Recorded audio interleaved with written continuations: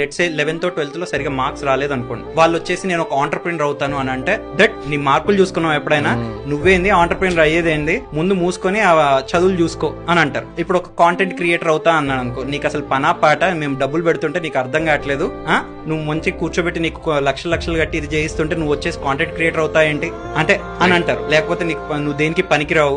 పిల్లలకి ఏమైపోతుందంటే వాళ్ళ మీద వాళ్ళకి కాన్ఫిడెన్స్ పోతుంది, వాళ్ళ మీద వాళ్ళకి ఒక నెగిటివ్ సెల్ఫ్ ఇమేజ్ క్రియేట్ అవుతుంది అనమాట. అంటే ఓకే, ఇంకా వాళ్ళు కూడా ఎట్లా అనుకుంటారంటే వాళ్ళకి తెలియదు ఒక మనిషిలో చాలా క్యాపబిలిటీలు ఉంటాయి, చాలా వాటిని మనం యూటిలైజ్ చేసుకొని మనం చాలా అద్భుతాలు చేయొచ్చు అనేది వాళ్ళకి తెలియదు. వాళ్ళు ఏమైపోతారంటే ఓకే, ఇంక మనం దేనికి పనికిరాంలే, ఎందుకంటే ఇంకా అందరూ చెప్తున్నారు, మా పేరెంట్స్ అదే అంటున్నారు, ఫ్రెండ్స్ అదే అంటున్నారు, చిన్నప్పటి నుండి నాకు స్కూల్లో కూడా అదే అన్నారు. సో అదేంటంటే ఒక మాయా ప్రపంచం క్రియేట్ చేసాం వాళ్ళ చుట్టూ. క్రియేట్ చేసేసి నువ్వు ఇవన్నీ చేయకపోతే నువ్వు ఒక ఫెయిల్యూర్ అని చెప్పేస్తున్నావు.